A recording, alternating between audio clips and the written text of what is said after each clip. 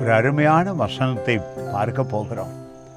யோபுவை குறித்து மனிதர்கள் தியானிக்கும் பொழுது, விசேஷமாக கிறிஸ்தவர்கள் மனமுடைந்து போகிறார்கள்.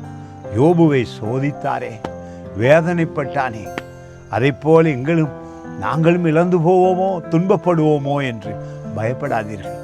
அவனை ஆசீர்வதித்தது அற்புதமாக எழுதப்பட்டிருக்கிறது.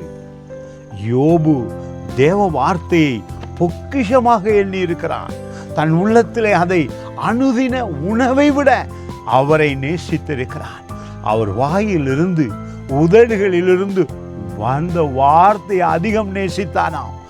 உணவை விட உதடுகள் எவ்வளவு இன்பமாக சுவைக்கிறது உணவை, அவன் சொல்லுகிறான், அதை விட நான் வேத வார்த்தையை சுவைத்தேன், அனுபவித்தேன், அதை என் உள்ளத்தில் பொக்கிஷமாக வைத்தேன் என்று 23ஆம் அதிகாரத்தில் 12வது வசனம் மிக அருமையாய் சொல்லுகிறது.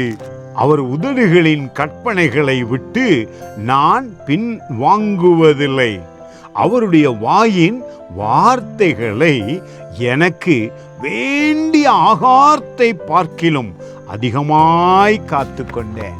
யோபுடைய வாழ்க்கையில எல்லாம் கிடைத்தது. பிறகு தேவன் அவரை நேசித்தான்.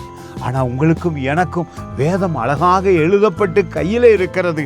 நாங்கள் அதிக ஆசீர்வாதமாய் இருப்போம், அதிக சுக வாழ்வோடு வாழ்வோம். இந்த நாளில் இந்த வார்த்தை சொல்லுகிறபடி இயேசு கிறிஸ்துவை உங்கள் பொக்கிஷமாக, அவருடைய வாயின் வார்த்தைகளை உங்களுடைய பொக்கிஷமாக இருதயத்திலே வைத்துக் கொள்ளுங்கள்.